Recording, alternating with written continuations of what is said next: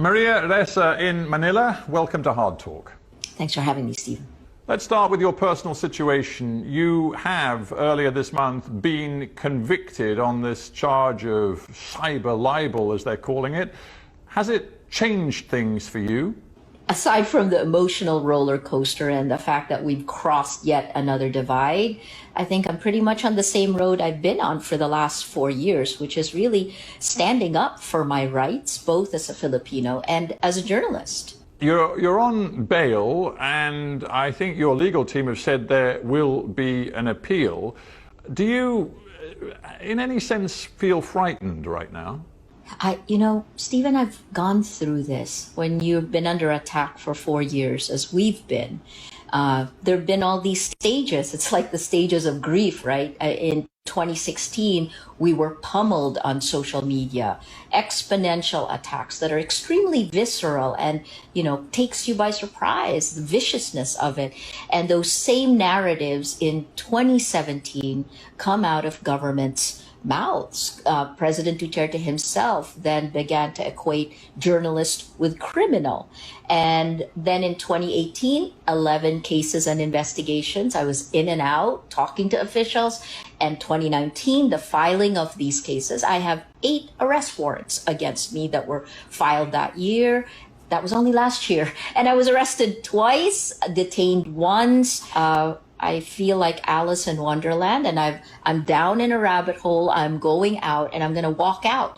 This verdict that happened on cyber libel, a story we published before the law we allegedly violated was even in effect, cements it now, right? That 2016, they're journalists or criminals. In 2020, after the weaponization of social media, the weaponization of the law, now I'm convicted. That's the death of 1,000 cuts of our democracy. There is no doubt that it is not just you that has suffered from repressive tactics coming from government agencies. We can all see that. But nonetheless, the notion that all sorts of freedom of expression are now curtailed and eliminated in the Philippines surely isn't right. If one looks at your country today, there is still a multitude of diverse opinion across the spectrum of politics in different platforms on the media, not least Rappler itself. After all, your website hasn't been shut down. It continues to this day. It has millions of eyeballs on it every single month. The Philippines is not North Korea, nothing like. Well, who would want to be North Korea, right? In the end, the Philippines is also living under a climate of fear and violence. In fact, when I last interviewed President Duterte, when he was already president, I was one of 4 journalists he gave an interview to in December of 2016. I asked him that specifically. I said, Mr. President, now that you're in charge of actually protecting the Constitution, is it necessary to use violence? And he said, yes. He said it's necessary to use violence and fear. So while you see what looks like a multitude of voices, imagine that those voices also have a Damocles sword hanging over their heads. During our pandemic, people were, based on their posts on social media, people were arrested. I think there's a good veneer of legality for all of these, but we've certainly felt the walls closing in. In order to be able to continue publishing as Rappler, look what I've had to go through. I'm not a criminal, I'm just a journalist. And obviously, my show's called Hard Talk, so I have to take seriously the charges against you, because as you've indicated that the libel is the least of it. You still face allegations of, my goodness, what a list, fraud, tax evasion, receiving money from the CIA. I mean, you could be in court for years and years to come. The only thing I can say is that these charges, the 8 criminal charges I'm facing, fall into 3 buckets. The first is cyber libel. The second is securities fraud. And in that, we'll throw in foreign ownership or foreign control, something violating something called the anti-dummy law. And then the third is tax evasion. And again, just like the first case, we were charged with tax evasion about 6 months after we received a prize, an award from the government for being a top corporate taxpayer. Then a little more than 6 months later, we're tax evaders, pushed on social media. And in addition to that, to make this charge, they actually had to redefine Rappler from news organization to a dealer in securities. So sure, let's do hard talk. I feel like as a reporter, as someone running a news organization, I give the government and the president the respect that the office demands, I think, but the kinds of death by 1,000 cuts that we've had to absorb just to do our jobs, just to continue doing investigative reporting, I've never lived through anything like this. And I covered Southeast Asia's transition from authoritarian one-man rule to democracy, starting here in the Philippines in 1986. Maria Ressa, do you think the Filipino public care about your fate and indeed the fate of other journalists in your country? Because one looks at Duterte's approval ratings, they are consistently above 80% approval, the kind of figure that other leaders around the world could only dream about. And the Filipino public are well aware of what he's doing to the press. I think there are two answers to that question. The first one is the kinds of the propaganda machine and how it uses technology to essentially use it as a behavioral modification system. And I can explain that more later. But the propaganda is exponential and it lifts. When you hear President Duterte is the best, the defender of the poor, even though it's the poor who are dying in the drug war, right? So that's the first step. I think, the age of social media, statistical surveys haven't been able to keep up with these shifts. The second one is, do people care? Yes. And I can see that just based on what's happened. And I think this in particular in 2020, three things have happened. We've had a pandemic, the lockdown. We are just in our 14th week of a very security-driven, militaristic lockdown. It's a lockdown when President Duterte has told Filipinos to stay at home. And he told troops that if they come out, if we break quarantine, he told them to, and this is a direct quote, he said, shoot them dead. That did happen. Almost more than 60,000 people have been arrested during this time period. And because we're locked down, I think there's been more introspection.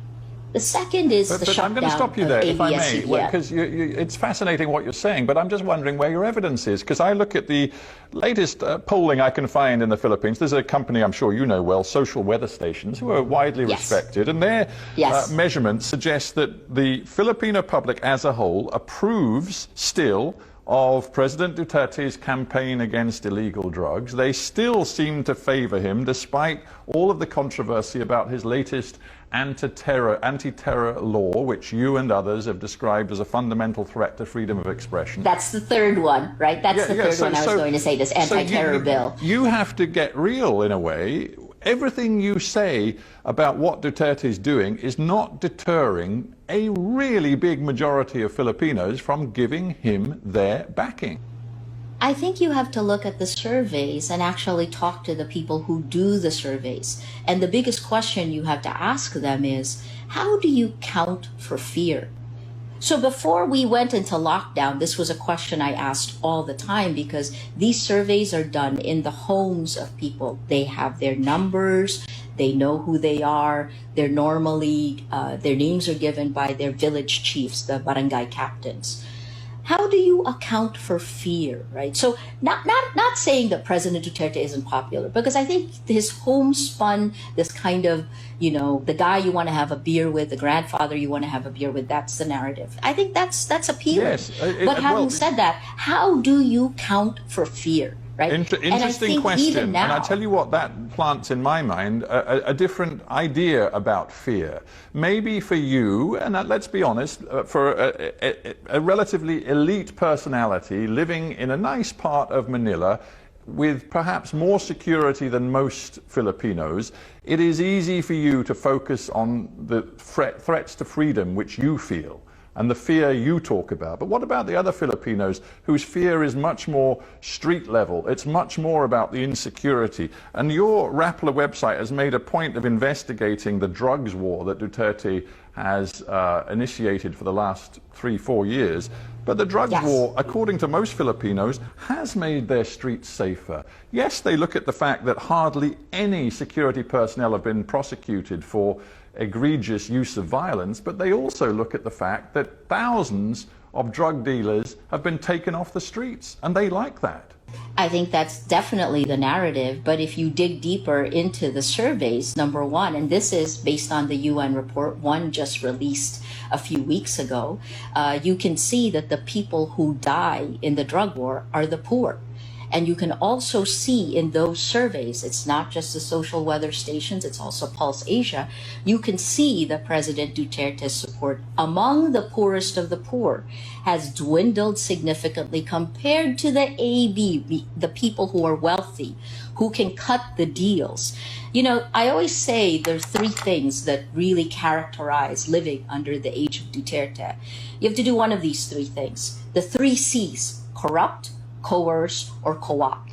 And it isn't the poor that does that. In fact, I would say the poor suffers the most. So you look at this brutal drug war, depends on who you talk to. If you talk to the police, they'll say, oh, well, maybe about 6,000 to 7,000 people have died. They admit to that. And then you talk to the human rights groups and they say it's tens of thousands. Our own Philippine Commission on Human Rights places the number at 27,000. That was several months ago, right? So no, I think you have to look much deeper into the numbers, look at which of the demographics, and look at who's winning and who's losing. Let me ask you a personal question, and be brief if you can. Sure. As the boss of Rappler, which is known for its investigations, including of the drugs war, do you now think very carefully before commissioning any reporter to dig into what is happening on the streets? I'm mindful that journalists have been killed this year. More than 100 journalists have been killed in the last couple of decades in the Philippines. It is dangerous being a journalist. Are you now fearful for your own staff? That's a really good question. In a way, we've been forged in fire. And I think the biggest lesson we've learned in the last 4 years is that when there's a Damocles sword hanging over your head, if you let it affect you, then you've lost it. And what we've done is we've doubled down on our investigative reporting. We know it's really important. We know we have to do this now. So I don't actually make the assignments in Rappler, but what I see in our team is this renewed commitment. They're tireless. And we have a young team. You know, Rappler is about 100 people. We're 63% women. The median age is 23 years old.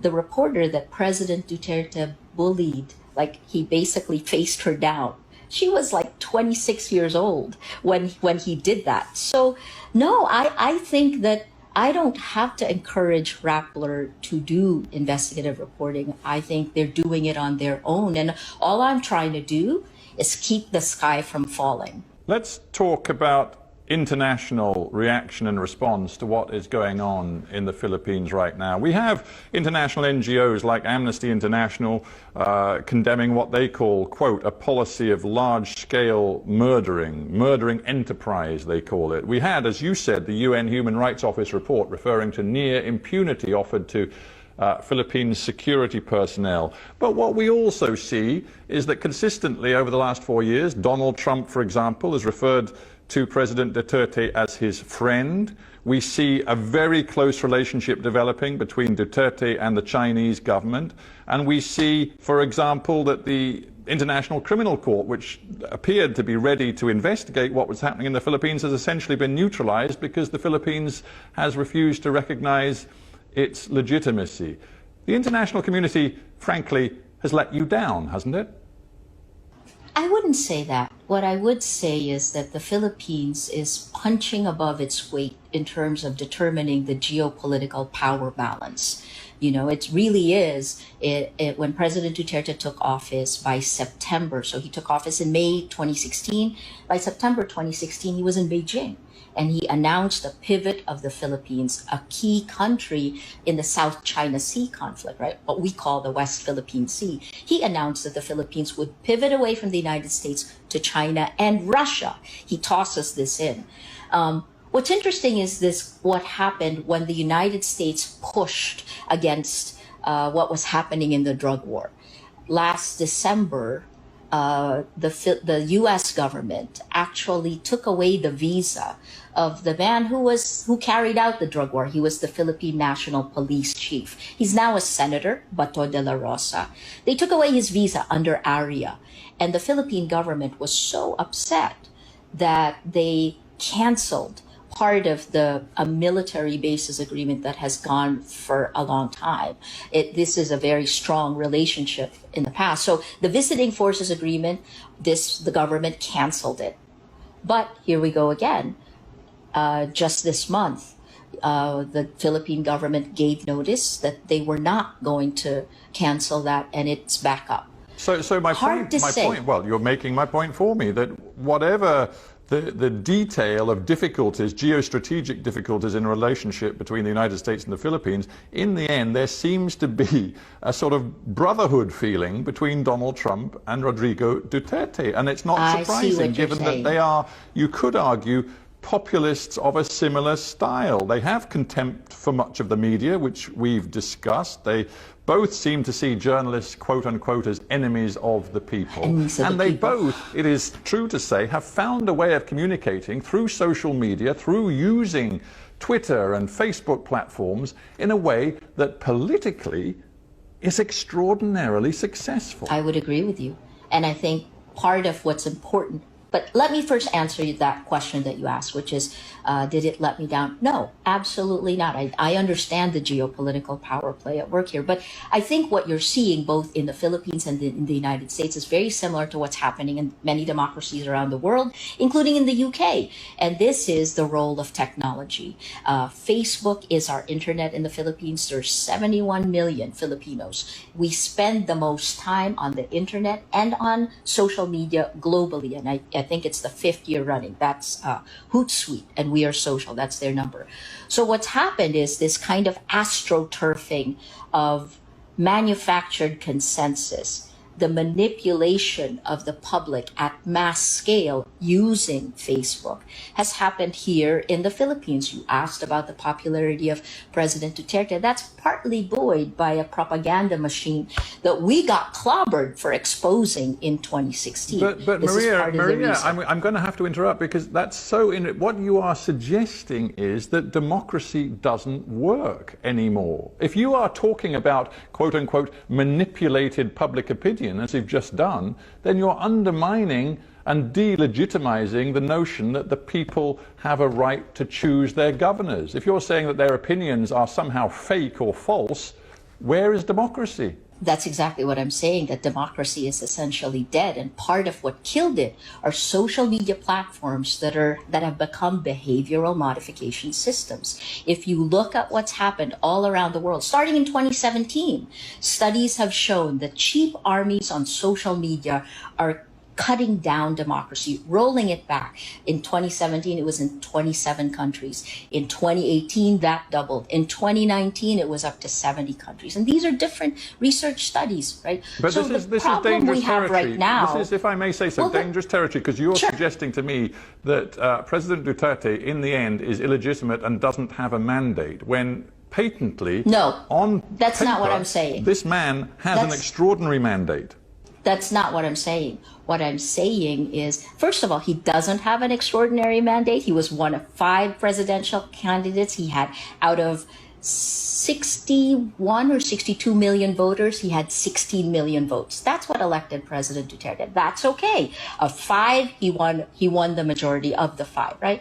But beyond that, what I am saying is that the new information ecosystem actually allows lies laced with anger and hate to spread faster than facts. When a lie is told 1 million times in today's age, when I am attacked 1 million times criminal, criminal, criminal, it becomes a fact. And this is what's wrong, because if you don't have integrity of facts, you cannot have integrity of markets, and you certainly can't have integrity of elections. This is the problem with democracy.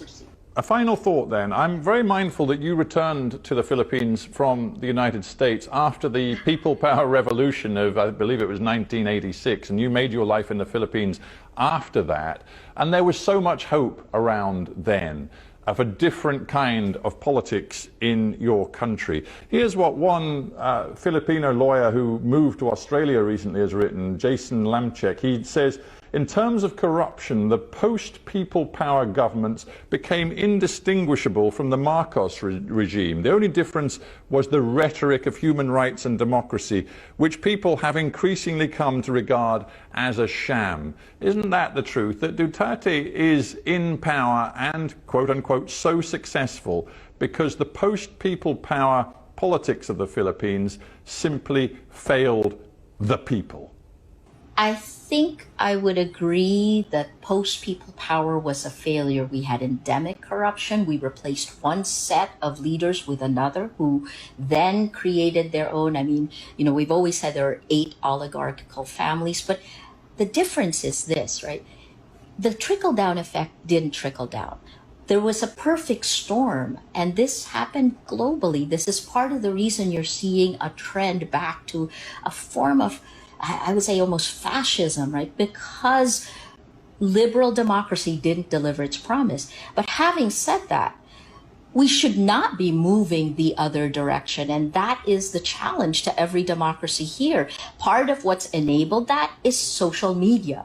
When the gatekeepers, the journalists, the news organizations used to be gatekeepers, we kept the public sphere. We all agreed on the facts. Now that the gatekeepers are tech companies, the abdication of that responsibility has had huge impact. And what we're seeing now is the growth of, oh my gosh, I'm even going to say almost like fascism all around the world. And this is scary for me here in the Philippines, because we're one of the first signatories for the UN Declaration of Human Rights. And yet I see Filipinos, things I would have thought would have been unbelievable. Filipinos are saying it's okay to kill. Filipinos saying that, democracy doesn't work. Maybe it doesn't. But I guess this is where I would like to see Filipinos weigh in. We shouldn't look away. We should make an active choice. And when you see your rights getting pushed back, I personally saw my rights being violated when that happens, are we going to accept that? Because then that will fundamentally change democracy. So maybe we should. Yeah, so we have to end, but I'm just thinking, never mind the threat of prison now hanging over your head, you continue this fight. It's not just about prison. The journey is the battle, because I think there's so much more at stake. If it was just me, I would, I'd be quiet. Why not? But there's so much at stake for us right now. I became a journalist in 1986, and I'm a journalist today. I'm at my most senior, and I want to make sure that I do the right thing for democracy, for journalism. Maria Ressa, thank you very much indeed for being on Hard Talk. Thanks for having me.